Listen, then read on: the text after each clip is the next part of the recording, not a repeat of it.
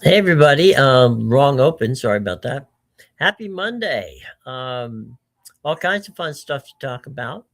We got questions on X. We got comments. We got a little bit of everything going on here today.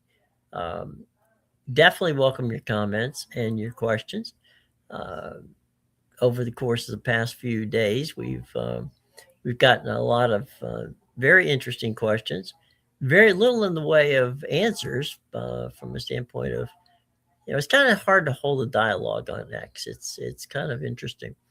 People sometimes pick up in the middle of the thread of what you're trying to talk about.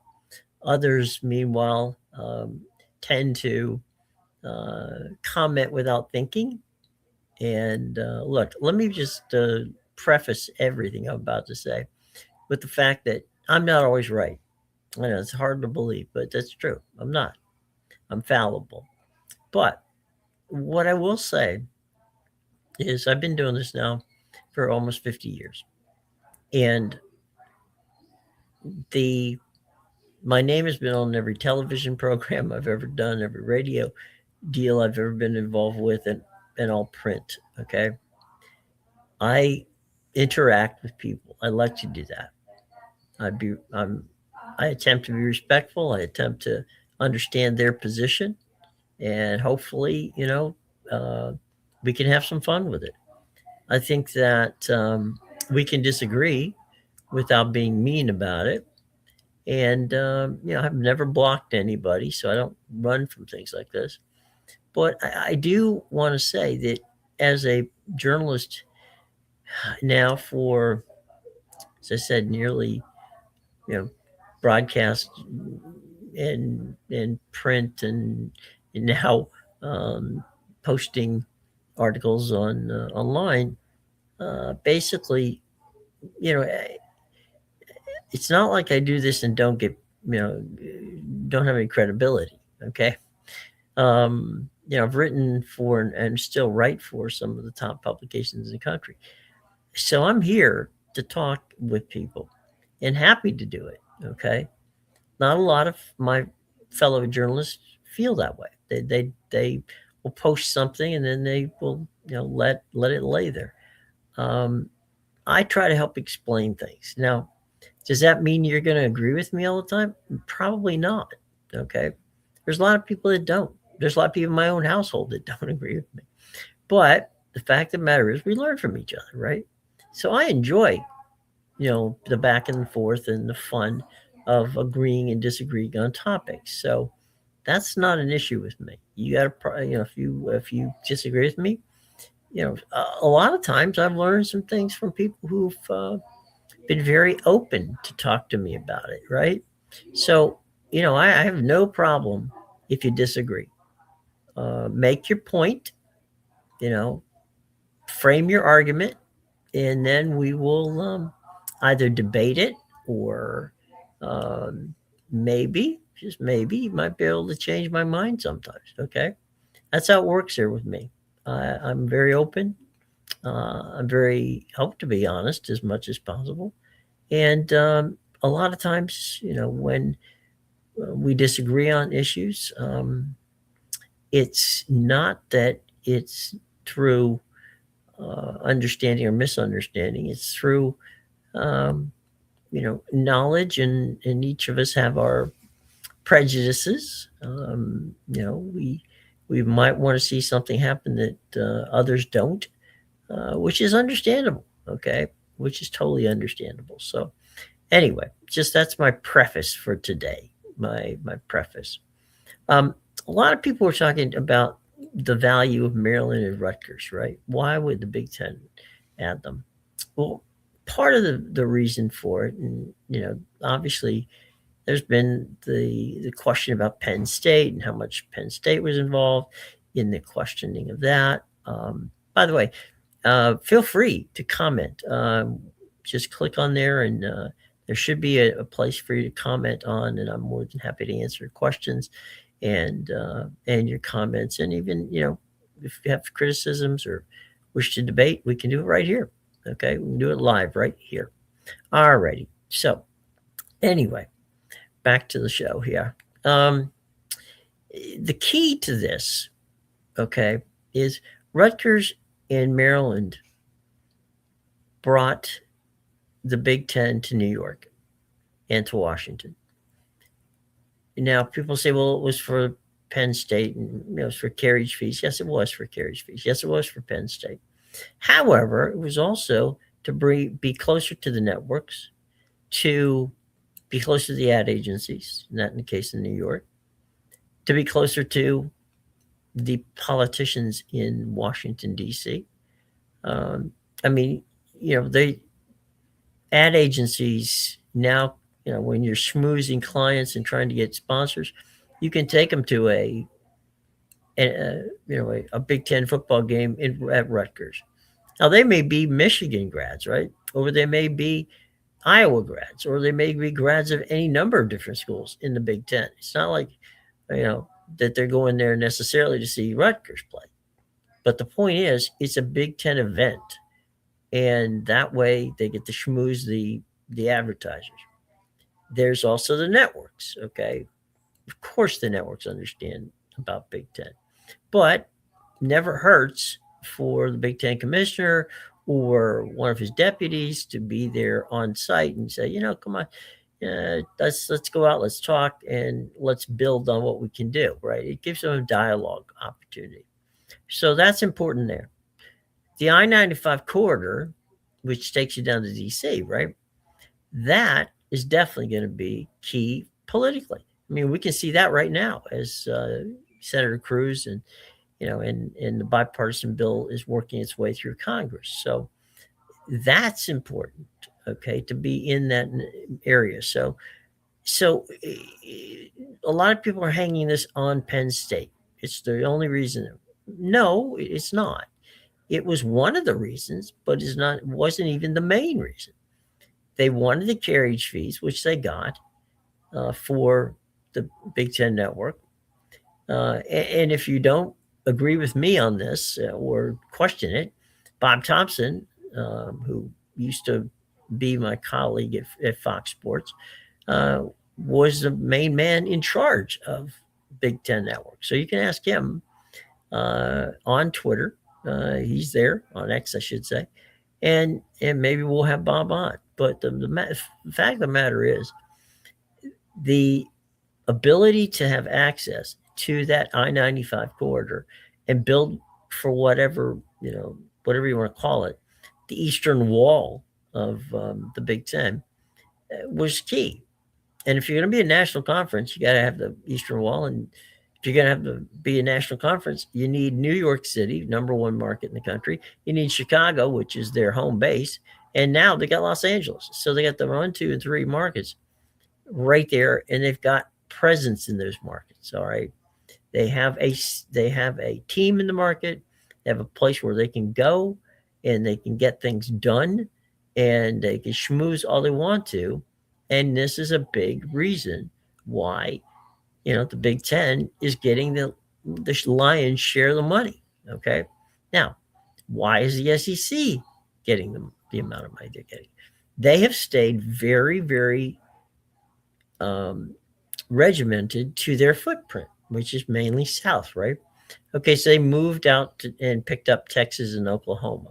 That was a no-brainer because if you travel west, right, you got Florida. Then you move over. What's next? Alabama, right? Then it's Mississippi. Then it's Louisiana. And what comes after Louisiana? That would be, of course, Texas. All right.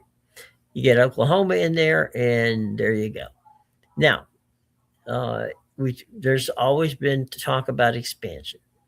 Where does the Big Ten go? Where does the SEC go? Well, we first have to look at and you guys have seen my articles that I've written about the NFL, and the NFL is making some pretty big asks. They want to be in that in the nearly $200 billion area. So somewhere between 150 and $200 billion is where they want to be in their next contract. Well, to get there, you're going to have to shed stuff. Okay. Fox right now has already, Lachlan Murdoch, who is the head of Fox, taking his father's place, Rupert Murdoch. Lackland basically said in January at a meeting, and again, all of this, you guys can source it, so you don't have to believe me, but look at, just Google Lackland, Murdoch, and at his shareholders meeting back in, it was late January, early February, he said that if they had to, Fox would shed some of the content that they have, sports content, to keep the NFL. If you remember, what made Fox was getting the NFL. As a matter of fact, on the day after they announced that the NFL, was going to come to Fox, TV stations around the country, many of the stations where you all live, changed their affiliation. For instance, in Detroit, CBS went from channel 2 to channel 62. In Atlanta, they went from channel 5 to channel 46. So throughout the entire, stratosphere of broadcast, Fox scoring the NFL was probably one of the biggest deals in broadcast history, because it literally changed affiliates from, Fox being a 2-hour a night TV network to Fox being, a prime network in the marketplace. So, as I said, things moved. In Cleveland, Ohio, they moved from channel 8 to channel 19, from a standpoint of 19 was Fox. Then they became, channel 8. Channel 8 flipped over to 19. So CBS took a real bath in this. Those of you in Detroit there, because CBS was channel 2, and then they went to channel 62. So around the country, it had ripple effects. It had ripple effects in areas because networks and ownership of networks decided, some local stations decided, wait a minute, we want Fox, and we're going to change. So they did. Now, what does that mean for college? Okay, and I've tried to explain this, and I've had pushback on it, and that's okay. You have all the right to push back on me every bit you want to. If you got to cut something, right, that means you're not going to push a great deal. So the idea that, when Fox and ESPN helped the Big 12 add, some people, in this case, the four corner schools from the old Pac, they helped pay for that. That's not going to happen this time around. Okay. If they want to go ahead and expand, then you're going to have to bring value. And we're talking about $100 million value. Okay. Now, how many schools out there can bring that? And how do they do it? Now, in the case of the Big Ten, Tony Petitti, who I've known for many, many years. Tony, by the way, for those of you who don't know, when he was at CBS, Tony Petitti was the architect of March Madness for CBS. He also was the architect of the ability to take CBS and create CBS and the Turner relationship, which now becomes very important because CBS and Turner are under the same, umbrella. And so that's been a very cool thing for them. But what does that do? What's the CBS and TNT and Turner situation do? Well, you've got Turner's portfolio of sports. You got CBS's portfolio of sports. That's not two budgets anymore. Okay, that's one budget, because the reason they Skydance got Warner Discovery was because Warner Discovery was hemorrhaging money. So, it's not like they're adding cash here. It's, they have to be very frugal as to how they deal with things. So A lot of people, and I totally agree. I mean, we're football fans. We're college football fans. We love college sports in general. So what do we do? What can we do, right? To to see what's going on. Well, we just, it's the old adage, follow the money. Okay, networks will have less money to spend. Streamers will have more money to spend. Why? Because let's take two of them, for instance. Why is Prime doing well? Well, Prime's main business is not television, nor is Apple. Okay. They've got billions of dollars to spend, but they also want Prime content. Now, Apple TV, and I've reported this numerous times, and I'm not the only one to have done it. You can Google them back. Back when the Pac 12 was actually a viable conference, this is before SC and UCLA left. When Apple TV launched, Eddie Q, who was chief content officer at Apple, had conversations with Larry Smith at the Pac. All right. He wanted to buy the Pac 12 network on behalf of Apple. And then obviously they would stream everything there. It was a proof of concept. And what was Eddie trying to do? He was trying to prove that Apple, with their new deal, right, is going to revolutionize college sports by becoming the first streaming college, effort out there from a standpoint of conference relationships. So that was Eddie's pitch. And Eddie's pitch was at the beginning, and again was to Larry, was that, all right, look, I'm going to do this. We would love to do it, but we're also going to get on the bid on the whole package. But this is the proof of concept. Let us buy this. Let us run this. Let's prove to you that it's beneficial. The league did not do that. The Pac-12 didn't do that. They basically didn't listen to Eddie, and they didn't take the offer. Okay, in large part because everybody was paranoid, because they, through hubris, thought that they were worth more money. Anyway, we all know. I'm not going to retread that. But what does it mean in the future? It means a couple things.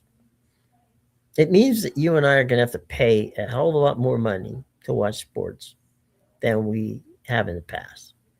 The old saying was, well, you know, um, if only we had the opportunity to watch what we want to watch where we watch. Well, guess what? We now have that. College sports is very much a driver of ratings, but it's not a driver of ratings like the NFL is a driver of ratings. When you figure that 17 million people now watch Thursday Night Football on a streaming service, that gives you an idea of the power of the NFL. The number one show on television, week in, week out during the football season, is NBC's Sunday Night Football. So the NFL is primary target number one because none of the networks can afford to lose that product, and they will not lose that product. Okay, under any circumstances. Does that mean, what does that mean? That means that the Big Ten and the SEC will continue to get, the lion's share of the cash. They do not have to add. Let me stress this. They do not have to add other content, meaning other teams, to get the top dollars. They're going to get the top dollar regardless. And anyone who thinks that Notre Dame is suddenly going to find, a reason to join a conference is out of their mind. Okay, because the athletic director at Notre Dame, Pete Bavacqua, was the president of NBC Sports. Do you really think that Pete Bavacqua went from his job as president of NBC Sports to become the athletic director at Notre Dame to turn around and do a deal with CBS or anybody else. No, of course he didn't. We're going to be seeing a lot of college content, if not most of the college content, on streaming services, because streaming services right now, that's a driving force for where money is going to come from in 2030 and beyond. Okay. So that's a key thing, an indicator to keep your eye on. Keep your eyes open for those types of deals. Meaning, we saw a lot of the Big Ten on both, well, mostly on Peacock, some on Paramount Plus. Okay. Well, now we factor that HBO Max is in on this deal because they're under the CBS, banner. Now, whether they will fold HBO into, Paramount Plus, I don't know. There's been conversations about it, and right now we don't know what's going to happen. What's going to happen to TNT and TBS, right? Where do they play in this role in this?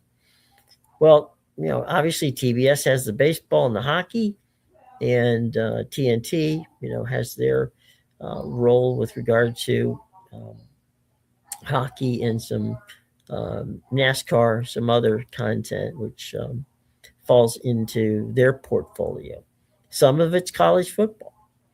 Don't be surprised that if a deal is done, that they are a player in college football, but that's a number two. All right, we got a question. What do we got? Okay, do you see the Big Ten pairing broadcast with internet CBS / Paramount Plus? Um, Cal, I gotta say, my guess is that absolutely. Yeah, there's money in using your streaming service to get you to watch something. Um, my favorite show on television happens to be on Paramount Plus. It's I really do think Landman is an outstanding program. So I'm a good big Landman fan. So those of you out there in Texas Tech territory, out there near Lubbock, I'm your boy. All right, I watch the games. I watch Landman, and absolutely Paramount Plus will be a Paramount Plus, Peacock, ESPN's app, Apple, and YouTube and Amazon. They're all going to be players in the college, scheme of things. Look for smaller packages, but more partners. Okay. Now we see that right now in what the NBA did. The NBA did smaller packages, more partners. They went with ESPN, ABC. They went with Prime, and they went over to back to NBC. Okay, so they went from 2 partners to 3 partners, and we'll see this in baseball. Baseball's new contracts coming up in 2028. They're already in negotiations with what they're going to be doing for 2028. Okay, so how will that impact college sports? There's just a finite, there's just not an infinite amount of money that can be spent. And, we all live in this bubble of, oh, well, my team's worth this and the other team's worth that. And, I hear all the time, well, we'll just shed the bad teams. Well, you can't do that. I mean, if you want to get rid of a team in a conference, it's damn near impossible because everybody on that group signed a grant of rights. Okay, that's everyone. So you can't just get rid of somebody because you don't like them. That just doesn't work. Not a bad thing. All right, what do we got here? We got with Fox acquiring Roku. Do you see Big Ten having Big Plus streaming on Roku in the app, in-app purchase? You know what? I don't know if many people know this. It's a good question, by the way. I don't know how many people know this, but Roku, Roku it has done a really good job of interfacing and connecting with streaming services that they have on their platform. So in other words, if you have Paramount Plus and you have Peacock and you have HBO Max and maybe you have ESPN, you can literally go to their sports hub and bounce back and forth between your services if and watch, much like you could if you just had your remote at home in the old days and wanted to go from CBS to ABC to back and forth just to check on you know different scores. All right, so you can do that. I think Roku's purchase by Fox was a genius move because what they can do is they can be the aggregator, they can be the gatekeeper. You can come through there through Roku through their for the Roku box or Roku TV, and I've been with Roku now 7 years, um, and I've seen what they've done. They've done a magnificent job of allowing you to access each and every one of the different types of services that they offer you on the platform. So I think what this does for Fox is it allows them to do almost a cable type setup where you've got your all of your streaming services on one in one area where they can build a a sports hub where you can go between a game on say Paramount Plus to Peacock to ESPN Plus and back and forth on these things. So that I think that was a genius move by Fox to purchase Roku, and I truly think that it's a huge opportunity for Roku and for Fox to become a serious player in helping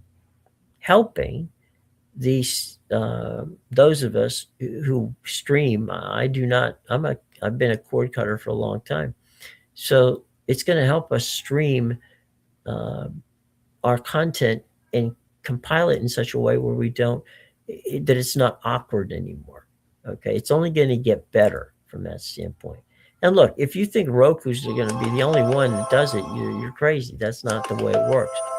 What's going to happen is we're going to see a different set of situations where YouTube TV will probably be involved in something like that. I'm sure that direct streams will be a part of it from the direct TV aspect of it. So yeah, I mean, I think what we're going to see here is more people doing some consolidating of work. Also, look for pairing of things. All right, look for pairing. Look for again. David Stern was a genius when he put together the NBA contract because what he did is he got networks to cross promote on each other. I mean, in the old days when I started off in this business, you never mentioned the other network. It's like they did. It's like CBS didn't exist in a world where I was doing something for NBC. That's not the case anymore. Okay, you see it all the time. You see cross promotion. Fox talking about baseball on TBS. You got the NBA guys talking about, well, today it's on, NBC, tomorrow it'll be on Peacock, and then of course Thursday it'll be over on Prime. Okay, so there's a lot of cross promotion. That there's a very likely where streamers and broadcasters will go together and decide, okay, here's what we want to do. We want to move forward and partner on some of these deals. So you've got a streamer and a broadcaster, and you say, wait a minute, what if CBS has got Paramount Plus, NBC's got, of course, Peacock, ESPN's got ESPN Plus. Yeah, but to make the money that they want to hold on to these these properties, you got to spend money. And if your partner happens to be but you can't consider them competitors anymore, okay? Because that's just not the way it works.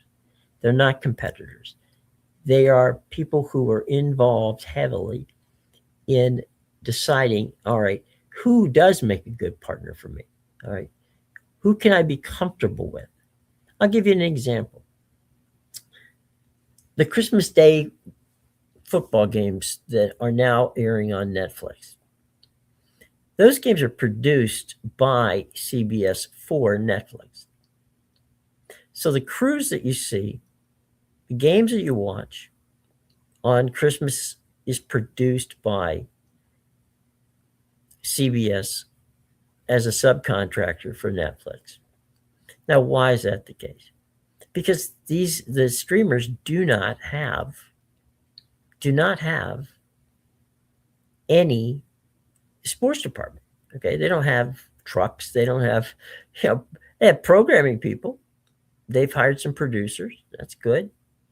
But for the most part, they lean heavily on people like NEP, which is you can go there and check them out. It's NEP Productions. They are heavily involved in doing right now. They're the world's largest production company, meaning what do they do? Well, they provide the trucks, they provide the camera people, they provide all the infrastructure it takes to broadcast a game. Prime's broadcasts on Thursday night of Thursday Night Football is produced technically, obviously, by Prime, but the truck with Freddie Gardelli in it, and Freddie's a good guy, a guy I've worked with many times, and fantastic producer. Pretty much that truck is a carbon copy clone, literally a clone of the Sunday night truck that NEP provided NBC for Sunday Night Football. It's the exact truck, basically.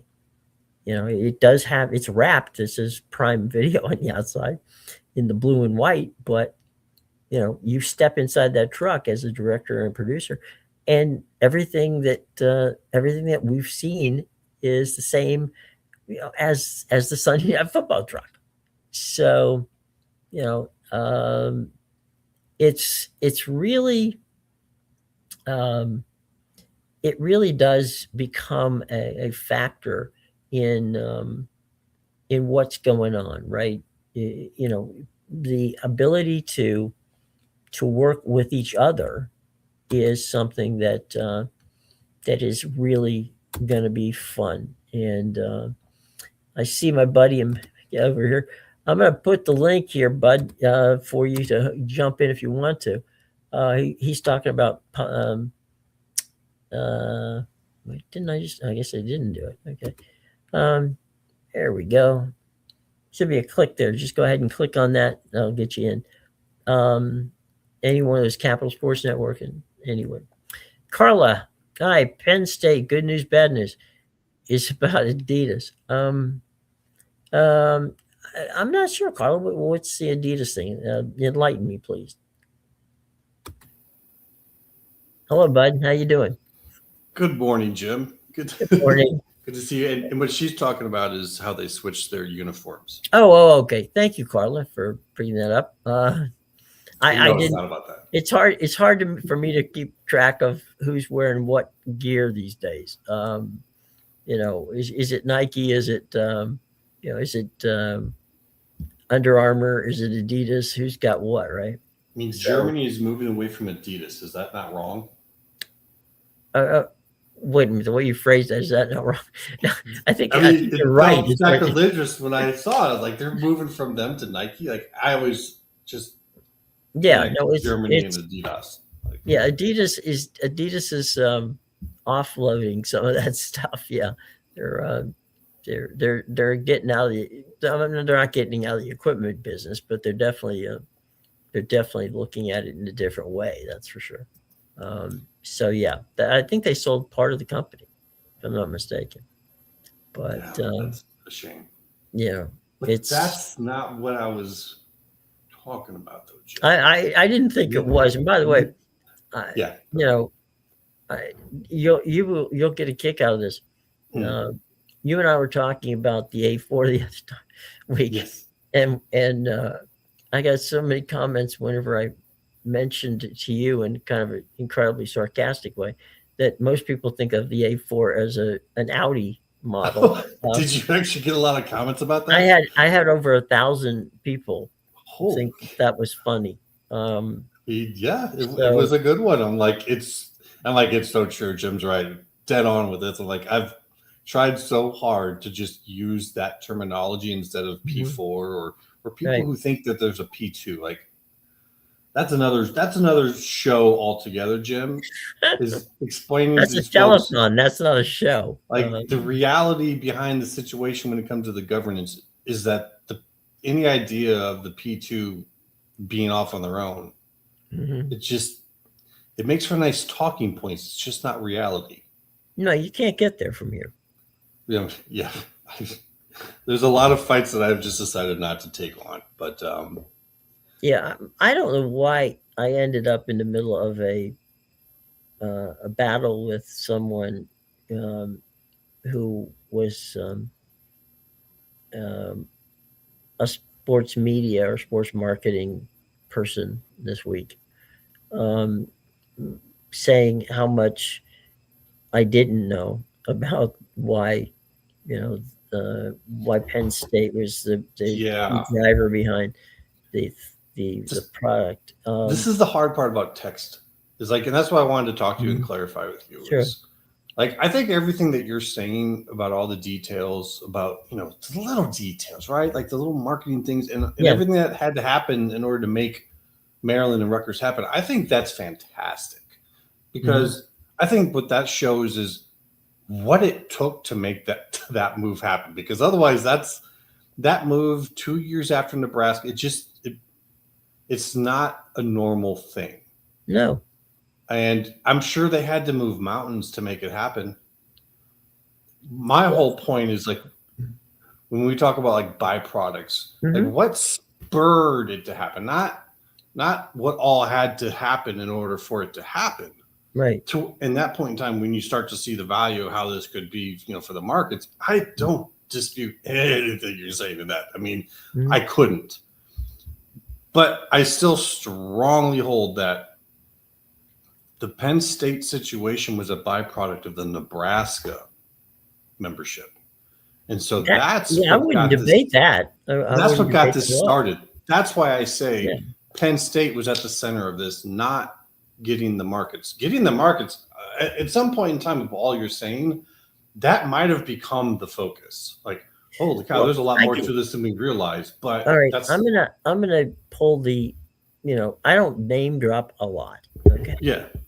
But I'm gonna mention a guy by the name of Mr. Delaney, who used to be the commissioner of the pretty good name drop, by the way. All right.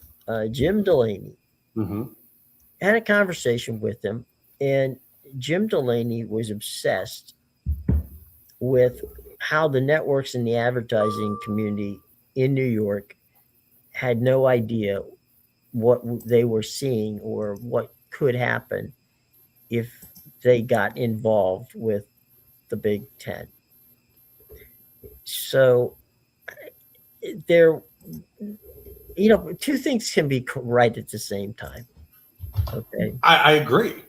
And so your hypothesis that Maryland and Rutgers had to happen after Nebraska is 100% straight on. Okay. Yeah.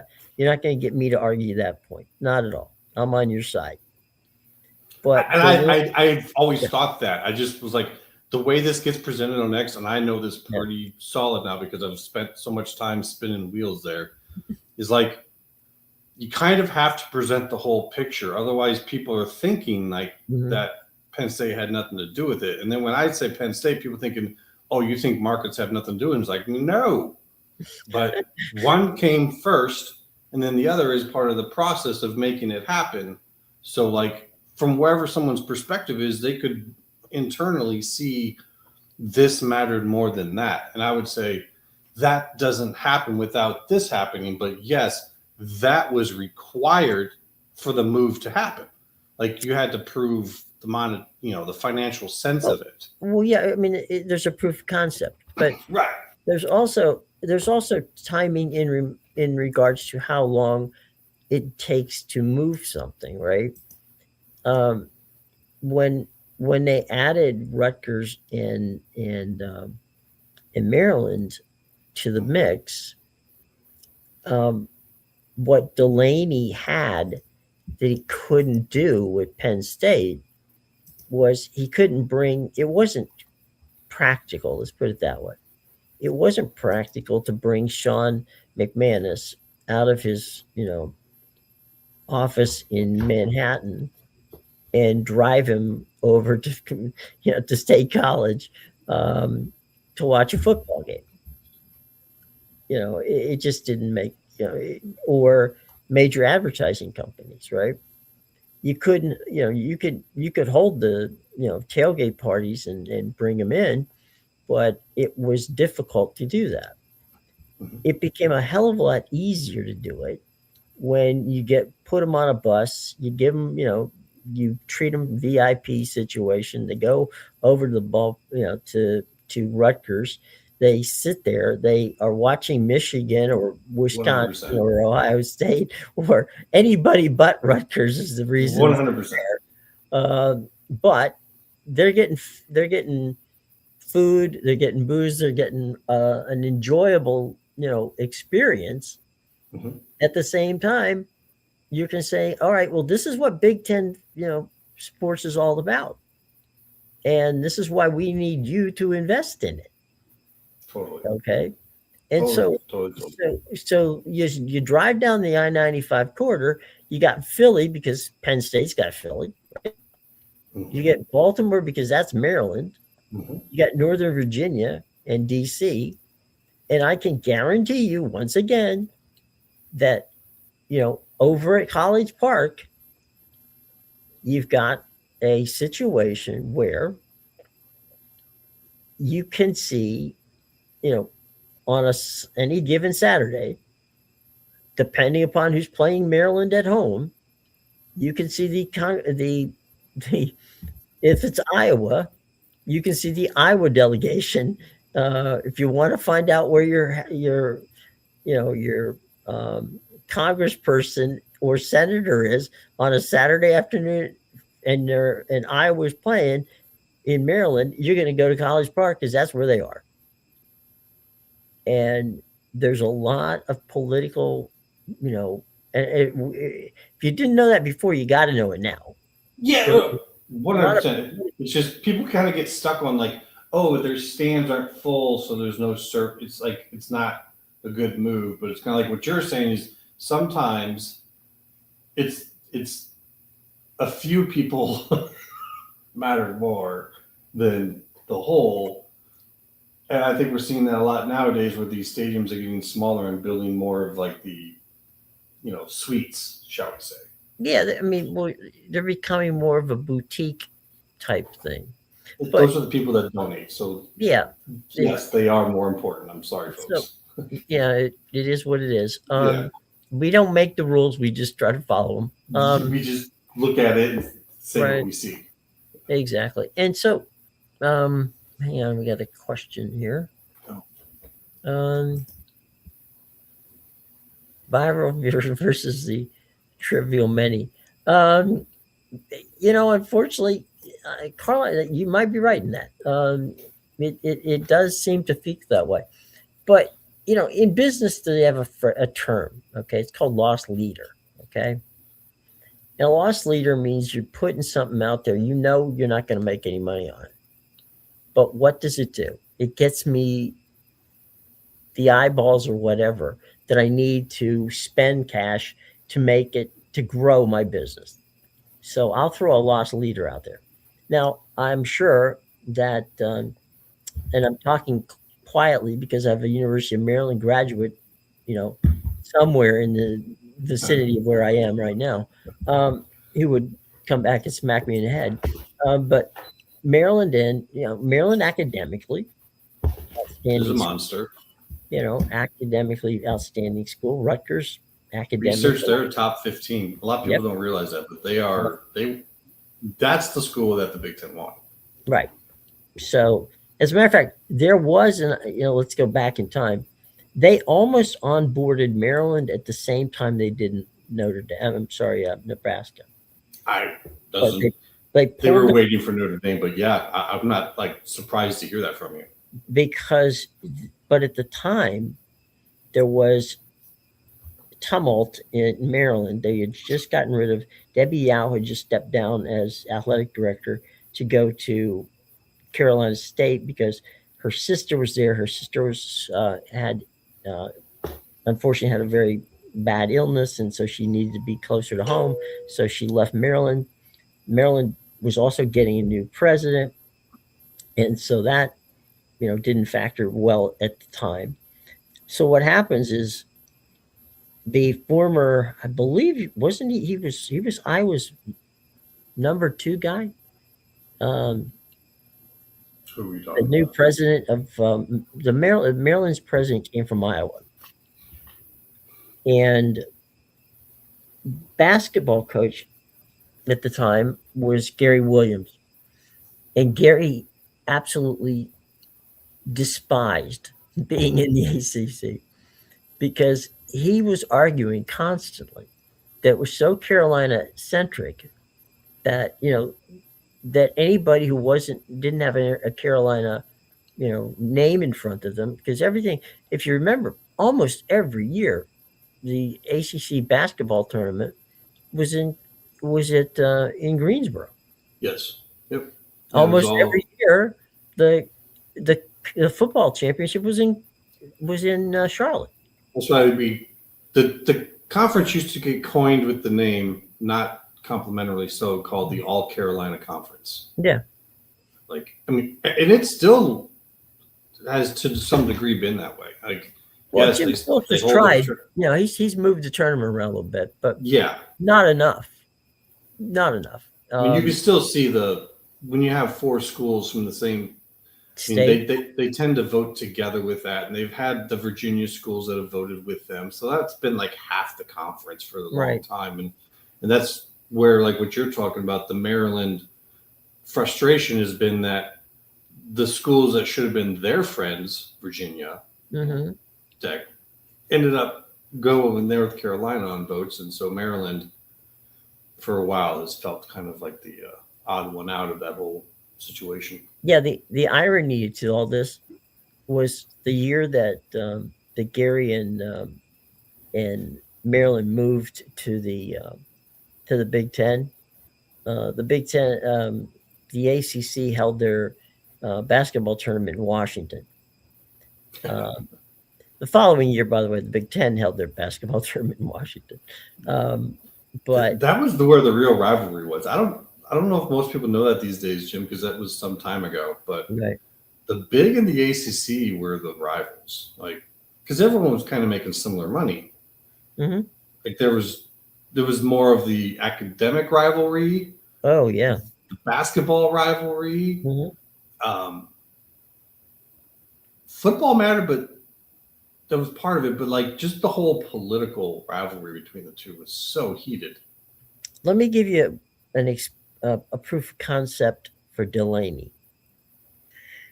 Um, I'm going to say a number. I'm not sure of this date, but it's within a couple of years. I believe it was 2004. I could be wrong by a couple of years. A guy by the name of Russ Potts. Russ used to be. I actually worked with Laura Mar Sports, and Russ was one of the syndicators for Laura Mar Sports. Russ put together what used to be, many of you may remember, many of you may not, the Kickoff Classic at the beginning of the season, which was either held at the Meadowlands or was held in DC. Well, Russ decided that he would buy a game from Indiana. So he went to Indiana and he said, I'll give you $2 million if you give me your game against Penn State. I'm going to play it in Landover, Maryland, at the Redskins at that point. That's what they were called, stadium. And so, that's bowl money for Indiana. That's before Indiana became Kurt Yeah, Sagotia's. probably more than they were going to make in ticket sales. Yeah, that was I think believe me, that's more than they were going to make in ticket sales for a couple of days on that one. Yeah. So they say, okay, fine, we'll do the game there. That game was played at noon. Okay. On the same day, number one in the country at the time, Florida State was playing Maryland in College Park. 80,000 people showed up for the Penn State Indiana game. Barely 50,000 showed up to see number one team in the country play Maryland in College Park. It was at that point in time that Delaney's proof of concept of having Maryland, in the conference was not as much about who went to the game from Maryland, but it was because the alumni base in the Northern Virginia, Maryland, and Delaware area, and that just basically, I-83, where you can hop on I-83 and zing down, or I-95 and zing down and watch a game if you're a Michigan, Ohio State, Wisconsin fan. I don't think people realize how many kids from the East go to school in the Big Ten. Well, I mean, there are certain programs that if you want to be, top level programs, that is the place to go. And if you want to be at a big state university that has all of these athletic events to be at, you're not really going to find that over in the Northeast. Nope. You're not. Like that's the one thing that area of the country really misses out on. And I think people kind of underestimate the power of that. And to your credit, like from what you've been saying, I think that really shines the light on why a Rutgers was taken over Florida State. Because one, Rutgers, AAU, research, academics, everything, like for the presidents, that's much more, that's who we want to be associated with. Because at the time, Florida State was not what Florida State is now. So that whole thing that you're presenting makes a lot of sense for people on how to understand, like, how did Maryland Rutgers come to be? And I personally think it's a two-part puzzle. And that's the only reason why I bring all this up, is so that way both aspects get presented to people, because it does. I am adamant on it, and that's why I wanted to come on, so people realize, like, it's not antagonistic, but it's just adamant that none of that, all that you're talking about, none of that happens if Penn State is not angry about Nebraska. Yeah. I mean, again, stipulating that I agree with everything on that. Yeah. But Delaney was obsessed with the East anyway. Well, so Delaney was smart at knowing how to use things. Yeah. He knew how to use situations to do what he already knew was valuable for the conference. But this is where, like, understanding the political apparatus of these conferences, like, just because he wants it to happen doesn't mean it can happen. It has to get the presidents. He has to move Fox at the time. And the biggest mover for Fox had to have been the fact that if Big Ten lost Penn State, then they would lose the conference championship game without grabbing another school. And even if you do, which would be like a Maryland, the value lost there for Fox is substantial. Plus, the part that I think has been understated even by myself, and I brought it up in one chat, but I wanted to bring it up to you with you, is the Big Ten and the Pac at the time were like twin flames or whatever. Like they couldn't move forward with one without the other because of the Rose Bowl. Yeah, they had to be in parity. So the Pac had to wait all this time to get their conference championship game because of Notre Dame too. So when people say, how does like the USC Notre Dame thing break down? Well, they kind of held up the pack for 20 years too. They not only held up the pack, they basically gave SC a national platform, which they would never have gotten had they not played that game.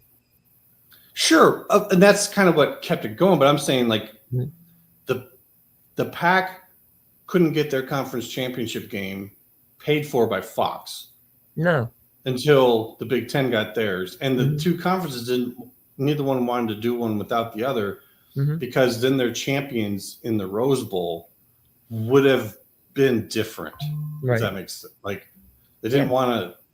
So that's why those championship games happened in concert with each other. Because they waited 20 years. Like when Penn State joined they announced 92 they joined. Yeah. That was the first move to get started on getting the conference championship game. Neither one of them got one until 2012?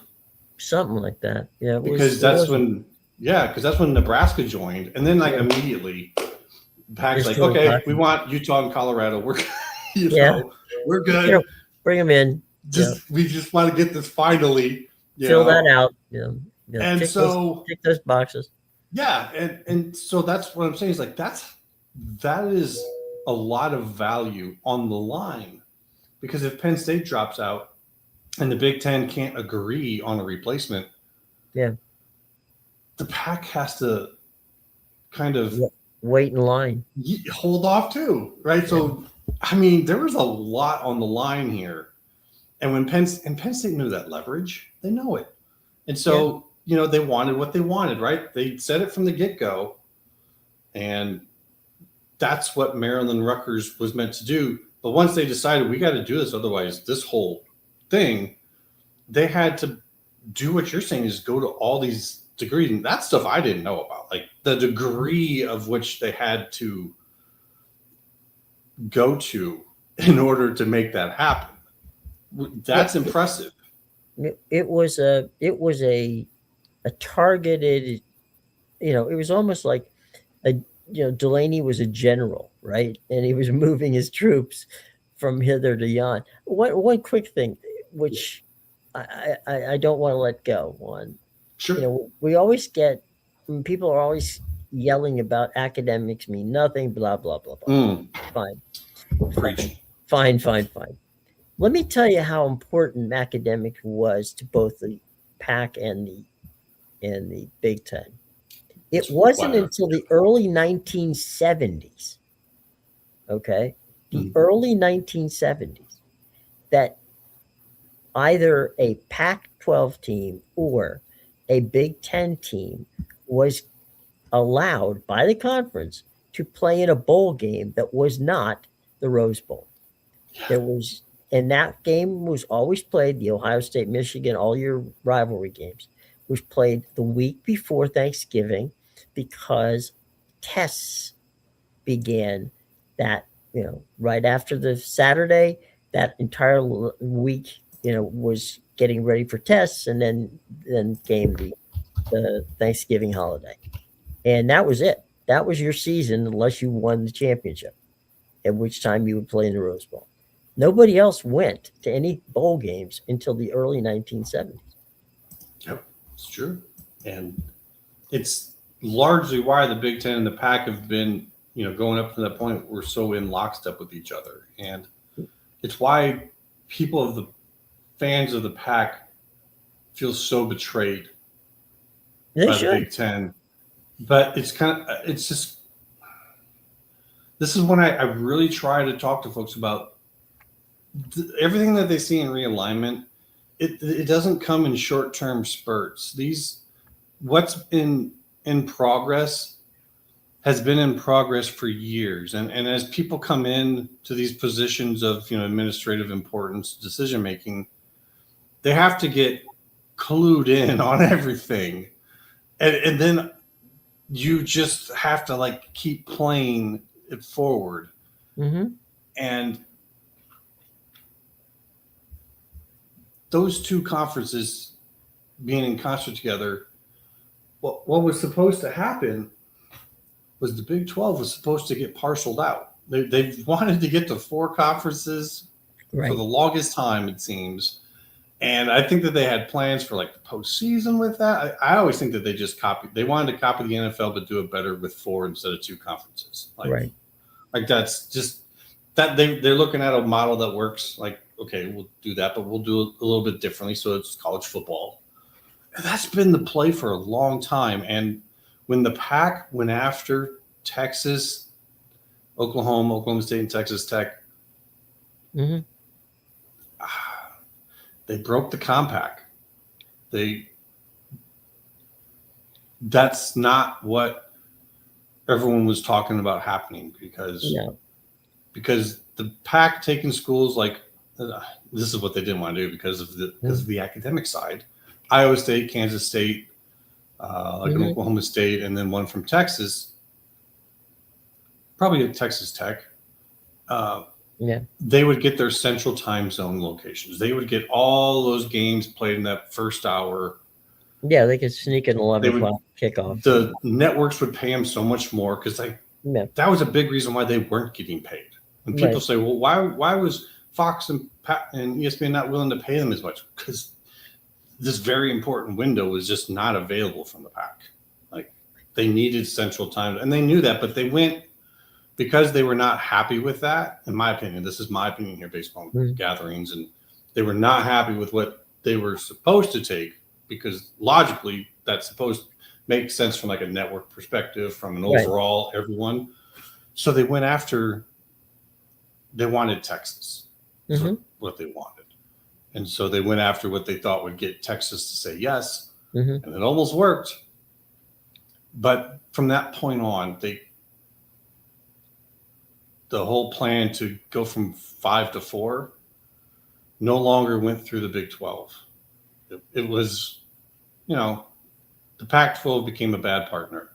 I'm saying by the networks. Well, yeah, there was that. The other thing that the Pac wasn't willing to do was there was John Swafford when he ran the ACC. John had serious discussions because John is smart. Okay. In one regard, I'll give him that, but we'll move back to the other.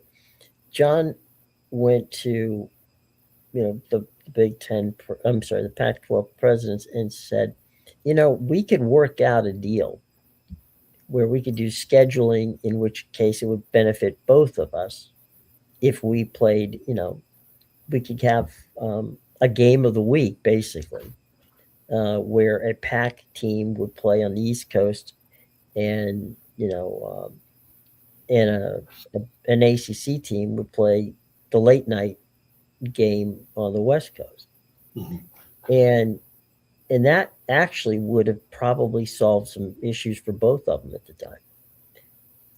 But the problem was that SC and Stanford and a few others didn't want to play, night games.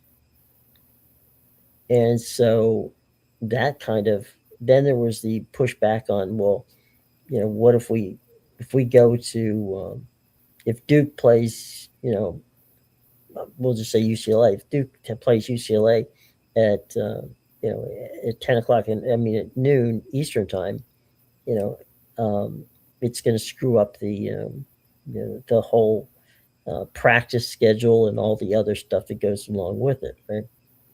So John's ultimate plan of having a game of the week between these two teams, I guess it was 2 games a week actually would have been.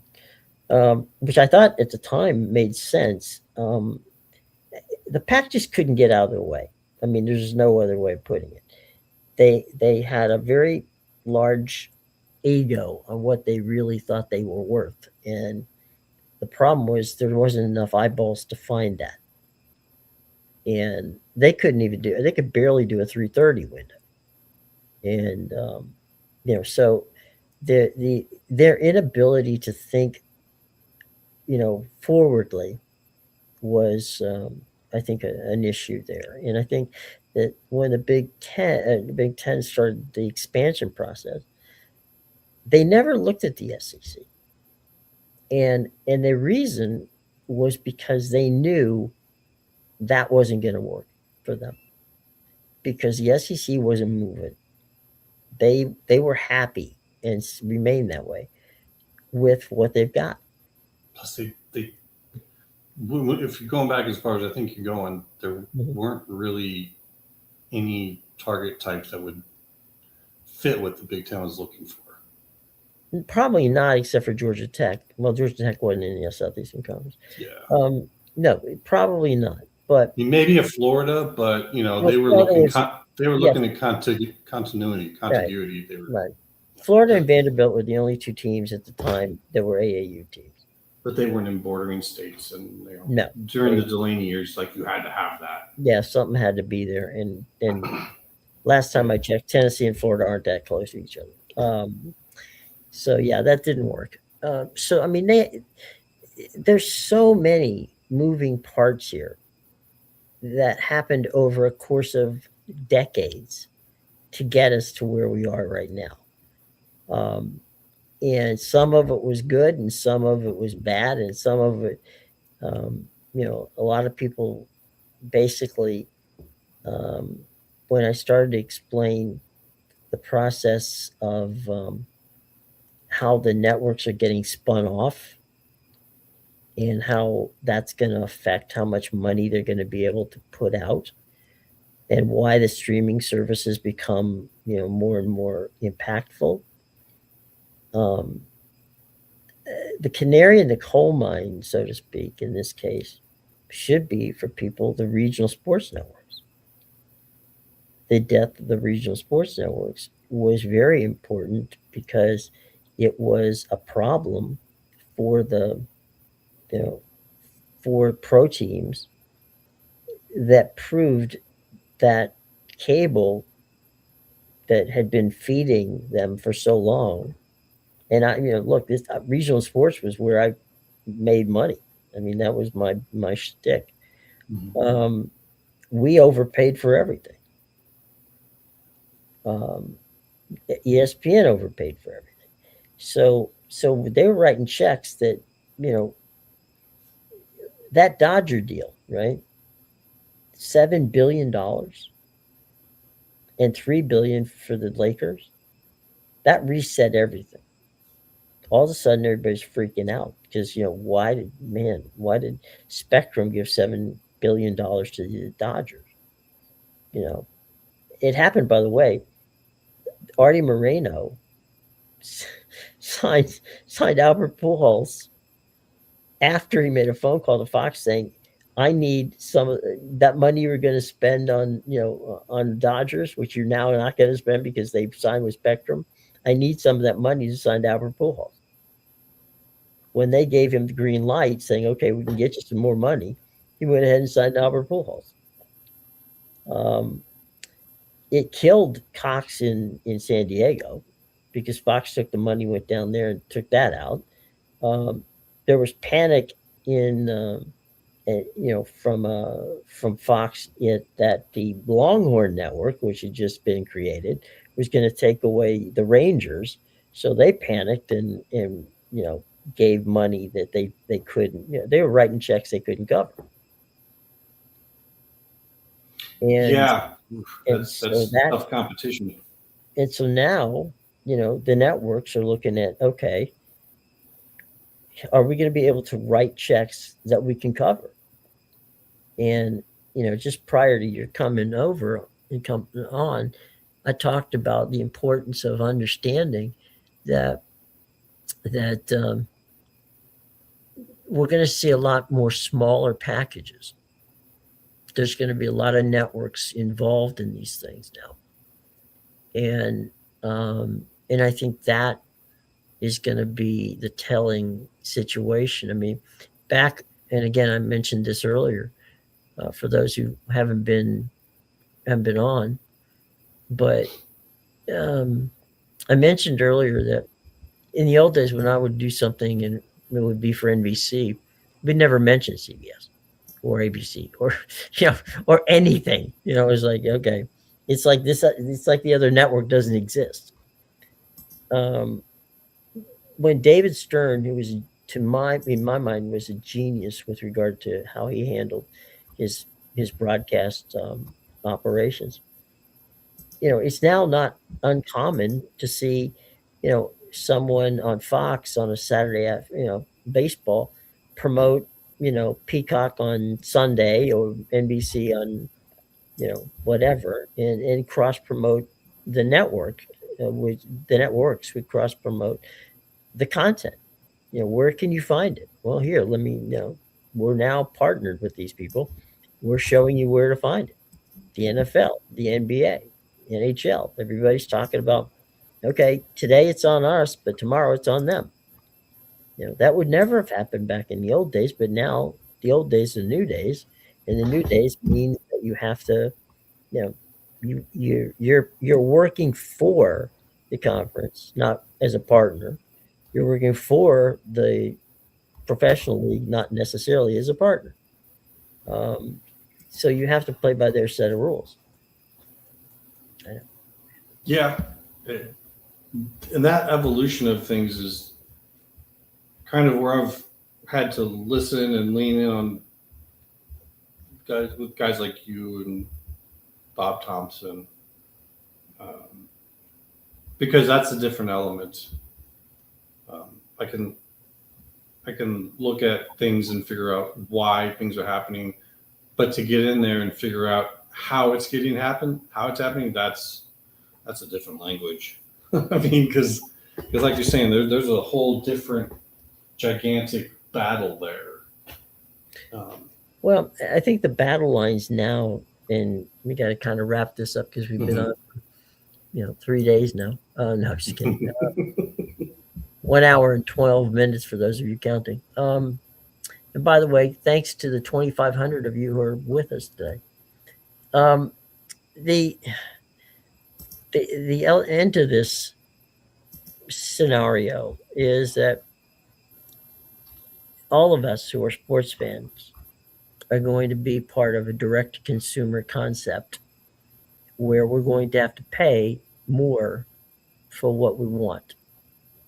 And, it's to be careful what you wish for concept, which is, all along people say, if I could only watch my whatever team, name your team, that's all I really care about. Okay, well, now you can. But guess what? It's going to cost you to do it. And I think the whole thing, the bottom line to this is how far can you push the consumer? Am I going to subscribe to ESPN for $30, to Fox for $30, to all the other groups out there, to get to watch my favorite team, whatever that team may be? Yes, and just to add to that real quick, and then I got to go. I think it's becoming more vital in this evolution that's happening about who your school plays, and getting elements of your graduation base, whatever, to actually be interested in watching it. I think it becomes just important about who you're playing and matching up properly. I think there's a lot of schools that have never really had that. For one, I'm going to say Stanford, as you talked about with Pac. There was like 3 different factions of schools there. Trying to get on the same board, it's just not possible. Plus, then you're playing schools that maybe some of your grads just don't care to watch, and some people may not like to hear that, but it's true, and that's what I think they're trying to reform better now. Because then, like you're saying, with everything that's coming in the future, like one thing I think is Apple is going to get involved with ESPN and the ACC, because you get the right schools in alignment with each other. I think you can much better maximize viewership from the schools, even if they have smaller graduate bases, because you offer a more premium product to them, and a lot of those schools have people who are a little more wealthy. They don't care if what you're charging them is a lot more, if it's easy to use, easy to access, and they're playing against the schools that they want to see. That I don't think they care as much about geography as they do fit. Yeah, a like-mindedness. Yeah, yeah, Um, and to your point, where people are they're gonna look at schools where's the streamers at, right? Where am I getting where's my growth from streaming? And I think that's going to be a very important element in this coming time. Uh, and with those schools that you talked about, those are the people who have the disposable income that are basically supporting the streamers now and are going to grow the streamers in the future. But yeah. that's another conversation for That's a another day. whole other conversation. Yeah. So look, great to have you back again. Enjoy as always. And you know, World Cup, folks, today and tonight. The USA plays, and we'll see if they can advance. Sean Miller and the boys will be here a little bit later in the day to talk about World Cup. So keep an eye out for that. And they will definitely break down all the games that are going to be played today and talk about what happened last night in Mexico. So we'll see what's going on real quick. One last thing, real quick. Can Yeah, we one more say, question. Go for ahead. all the talk on X, that we are actually in agreement in terms of Yes, how that thing happened? Because people think that we're just going to I don't disagree with anything he's saying. It's just understand what spurred it. So when people say, "Hey, you guys are disagreeing," no, he agrees. I agree with you.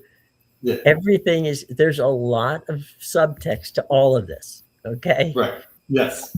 Which you it's cannot. Hard on that. It's hard on X, with these small comments to get that across to people that right. Both are true.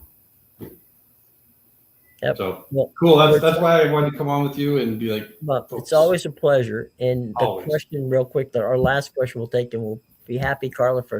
Carla, thank you for coming on. Greatly appreciate it. We're talking about Big Ten Plus streaming and pitching it to Roku, Amazon Prime as an app purchase. Right now, the Big Ten, any look for any of those streaming services, any of them will be on Roku. Roku will not turn them down because it's going to be one of the ways that Fox makes money on this deal. So any of the Big Ten Plus, the SEC Plus, the ACC network, all that's going to be on Roku. Roku's going to be your go-to streaming box for upcoming things. So I wouldn't be shocked now that you said that. Watch for something to happen with the Big East. Yeah. Because I definitely think it's in Fox's interest to keep that conference together, and there's going to be some forces pulling at some of those schools here in the future, I think. So, yeah, keep an eye on them, and we'll see how that all works out. Well, look, everybody, thank you for joining us. Thank you, sir, for dropping by. Thank you for having me. We will move on. World Cup, as I said, this afternoon. We have to get off here so that Sean and his boys can start talking World Cup in a few minutes. Thank you to the over 2,500 that joined us today. Come on back tomorrow. We'll have lunch together, and we'll schmooze a little longer. So until that time, folks, thanks very much for joining us. We'll see you soon. Take care.